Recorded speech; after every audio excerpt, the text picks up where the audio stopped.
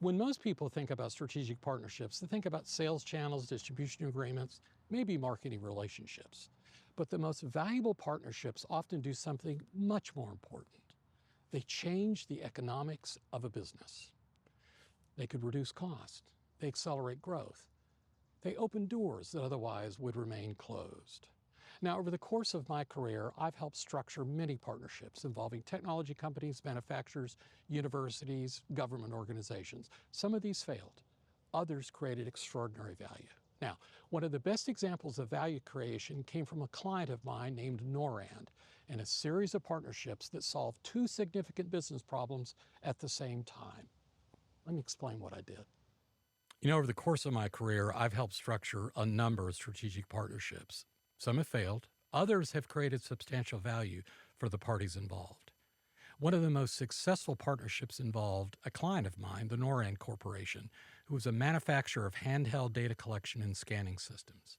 Now, at the time, Norand faced a significant business challenge involving the display technology on these handheld devices. Its handheld devices relied on LCD displays. I mean, that's how you as the user were able to determine what you're scanning and pricing and so forth, right? But because Norand purchased relatively low volumes of displays compared to major electronics manufacturers, it paid, of course, higher prices and often found itself at the back of the line when new display technologies became available. So Norand retained me to see if this was a problem that could be solved. Now, the challenge wasn't finding display manufacturers. There were a lot of those. The challenge was creating enough value for one of them so that they would treat Norand as a strategic customer rather than just another small buyer. Because that's honestly the way all of these display guys looked at Norand. It's just like, well, you're a niche player. You're in the scanner market. I mean, how many are you going to sell? Thousands a year? I want to sell millions of displays. You don't meet the test. Now, at the time, the most advanced LCD displays were manufactured by companies located in either Japan or Korea. And competition between those manufacturers was really intense, particularly as demand for displays used in personal digital assistants and other portable devices, laptops, portable computers, and so forth. As the demand for that increased, there was more demand, of course, for this display technology. Now, as I negotiated with these companies in Korea and in Japan, I became aware of something that went beyond the normal competitive dynamics of business. The Japanese and Korean manufacturers were certainly competing for customers, there's no question about that. But there was also a broader geopolitical backdrop that influenced how they viewed one another. And if you're a student of World War II, you'll understand why this tension exists. I mean, if you know, you know. Now, recognizing that dynamic, I made sure each side, all of the parties, understood that its competitors were actively pursuing the same business opportunity. And of course, not surprisingly, the prices became increasingly competitive, right? Once they realized, wait a minute, the Korean guys realized they can compete with the Japanese, they cut the prices, the Japanese responded to the Koreans, same way, right? Eventually, the most attractive proposal came from the Sharp Corporation in Japan. But we still had a problem, right? Norand's purchase volume still could not justify the pricing and the priority access that we were seeking. I mean, they just weren't buying enough displays, right? So I looked for something else. I was thinking, what else could Norand bring to the table that Sharp might value? So as I went through the various assets that were available to me as a person who's facilitating this transaction, I landed on their patent portfolio, their intellectual property. Norand had developed a substantial patent portfolio relating to mobile and wireless technology. Now remember, they're in a niche and they're developing this technology, and they had a brilliant outside counsel. I believe he was the founding partner of McAndrews, Held and Malloy in Chicago. It was Bill McAndrews, a brilliant guy.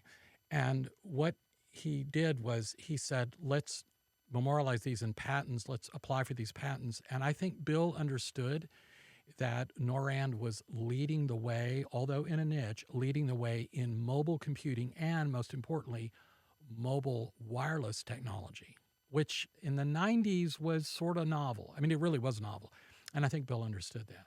So the Norand, working with Bill, started securing patent protection not only in the United States, but in a number of international markets, including Japan. Now, at this point, you could probably realize what my solution was. You can probably see what I did, right? I proposed that Sharp receive an exclusive license to certain Norand patents for mobile wireless communications in Japan, in the Japanese market. And in return for that additional value, Sharp would provide highly favorable pricing and priority access to this display technology. So we flew to Osaka, negotiated with Sharp, they agreed to the proposal. And the result was a strategic partnership that delivered value to both organizations. This truly was a win-win.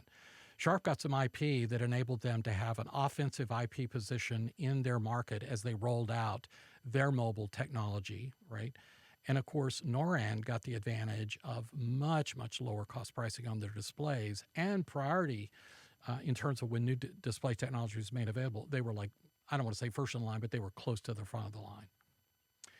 So this really enhanced Norand's competitive position in the market, and the impact, honestly, was substantial. The lower display cost improved their product margins dramatically and strengthened the company's overall market position. And a few years later, when Norand was acquired, the benefits of that partnership were still being felt. When I learned that they were being acquired, I called the chief financial officer and I said, hey, how's it going? And did this deal that we did with Sharp, did that have an impact? And he said, Mark, the company, we were able to get a premium in terms of valuation because of the margin improvements that resulted from that strategic partnership. Now, that experience reinforced a lesson I've seen repeatedly throughout my career. The most successful strategic partnerships are rarely simple buy-sell transactions, right? They involved an exchange of assets, capabilities, maybe market access, intellectual property, like in this case, could be technology, distribution, or other forms of value. And here's what's key, that each party views differently, right?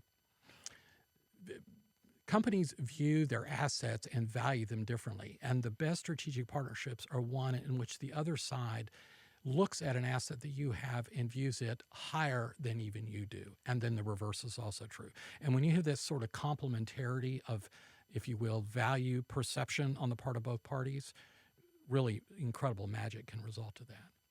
So when structured correctly, those relationships can create value that neither party can achieve independently. I mean, honestly, there's no way that Norand could have gotten the pricing on display technology on their own. They tried. I mean, they tried repeatedly over the years to get the price of the displays down, and they could not do it when negotiating purely from the point of view of, I want to buy displays, right? When intellectual property was added to the list or to the transaction, it changed the dynamics and changed the relationship. And Sharp was able to get access to IP that they otherwise would not have access to as a direct result of this transaction with Norand. So today, when strategic partnerships become the subject of litigation, one of the key questions that I often ask is whether the arrangement was commercially reasonable and whether the parties really receive fair value in the relationship. As in this particular case, fair value was received by both parties, right?